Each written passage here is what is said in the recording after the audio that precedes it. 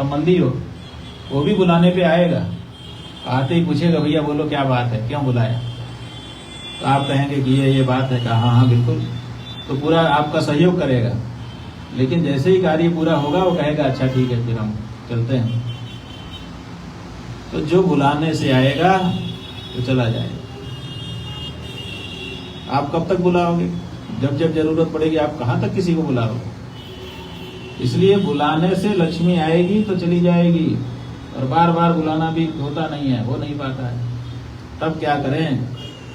तो इसीलिए शास्त्रों ने, हमारे ऋषियों मुनियों ने, नीतिकारों ने बताया कि लक्ष्मी को बुलाने का काम नहीं है।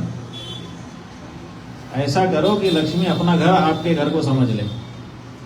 जब कोई व्यक्ति किसी घर को अपना घर समझ लेता है तो बुलाने की जरूरत नहीं होती।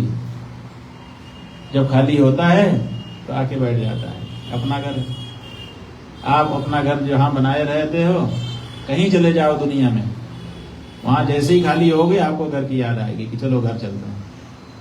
तो इसलिए ऐसा कुछ करो कि आपका घर भगवान का घर बन जाए, आपका घर लक्ष्मी का घर बन जाए।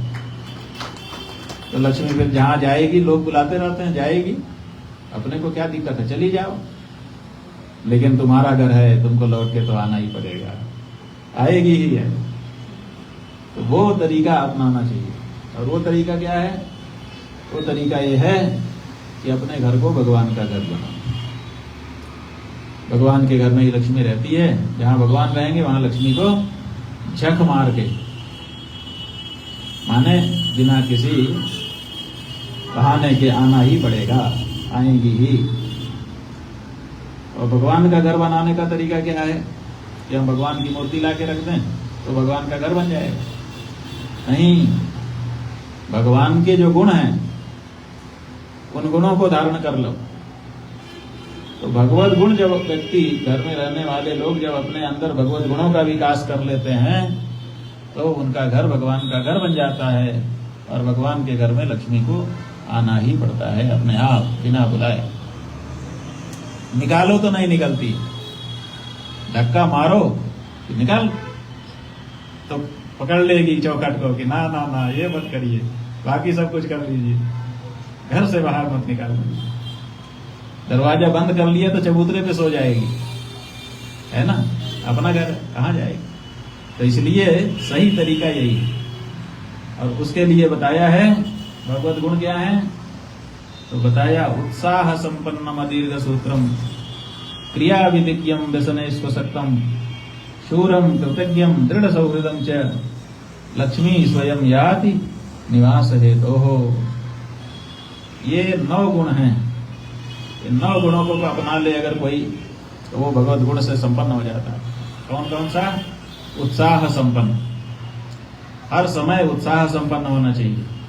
मतलब कोई काम आए तो ये ना कहे कि ठीक है करेंगे, रख दो बाद में देखते हैं, कल करेंगे, परसों करेंगे, ऐसा नहीं। काम आया तुरंत लग गए, हाँ हाँ बोलो क्या करना है तुरंत। इसका नाम है उत्साह। एक काम अगर बताया वो पूरा हो गया तो दूसरा काम खोजने लगे कि अब क्या है बताइए। ऐसा जो व्यक्ति होता है उसको उत्साही कहा जाता है। तो उत्साह संपन्न हो। अदीर्घ सूत्रम, दीर्घ सूत्री ना हो। कई लोग सोचते हैं कि अच्छा विचार करते हैं, सोचते सोचते में पता चला कि काम ही पूरा हो गया, उसका मौका ही निकल गया। तो दीर्घ सूत्री नहीं होना। क्रिया विधिज्ञम, कौन सा काम किस तरीके से करना चाहिए इसकी विधि को जानने वाला। व्यसनेषु असक्तम, किसी तरह का नशा ना रखे। शूरम, हिम्मती होना चाहिए। कृतज्ञम, अगर किसी ने आपके लिए कुछ किया है तो उसके प्रति कृतज्ञ भाव बनाए रखना। और दृढ़ सौहृदम च, जिससे दोस्ती करे उसको जिंदगी भर निभाए। ये जो गुण हैं यही गुण भगवत गुण कहे जाते हैं। और ये जिस व्यक्ति में आ जाते हैं वो भगवान का ही रूप बन जाता है। और ऐसा समझ करके लक्ष्मी जी उसके पास आ जाती हैं, भगाए से भी नहीं भागती हैं। तो ये परंपरा हमारे घर में श्री बन के, शोभा बन के विराजें, कोना कोना शोभायमान हो जाए। यही हम लोग कामना करते हैं और इसी के लिए उनकी आराधना उपासना कर रहे हैं। हमको बड़ा अच्छा लगा जब हमारी बहन, क्या नाम है इनका,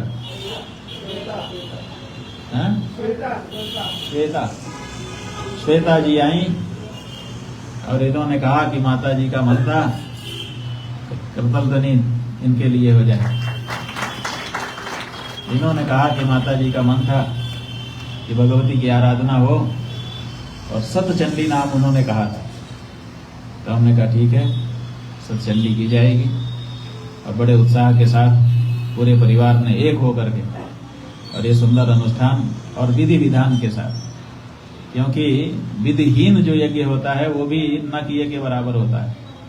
ये विधि विधान के साथ किया गया और जो भी नियम आचार्यों ने आप लोगों को बताए आपने उन सबको माना और तदनुसार भगवती की आराधना की। हम समझते हैं कि भगवती पराम्बा राजराजेश्वरी प्रसन्न है और प्रसन्न होकर के आप सबको आशीर्वाद प्रदान करें। आज हमारा भी यहाँ पर आना हो गया, बहुत दिन हो गए थे, कोई अवसर बन ही नहीं रहा था। ये भगवती की आराधना का अवसर ही बना जिसमें सब लोग इकट्ठे होकर के यहाँ बैठे हैं। वेद की ध्वनि सस्वर उच्चारण घर में गूंज गई, अगल बगल का क्षेत्र भी पवित्र हो गया। अब बहुत सारी जो बातें नकारात्मक शक्तियाँ इधर उधर रही होंगी तो सब आज इस अनुष्ठान के प्रभाव से बहुत दूर चली गई। बहुत ही आनंद का वातावरण यहाँ हो गया है। ये वातावरण सुस्थिर रहे और समय समय पर हजारी परिवार इस तरह के सुंदर आयोजन करता रहे, यही शुभकामना करते हुए सबको हृदय से अपना आशीर्वाद अभिव्यक्त करते हुए यहीं पर हम अपनी वाणी को विराम दें। हर हर महादेव।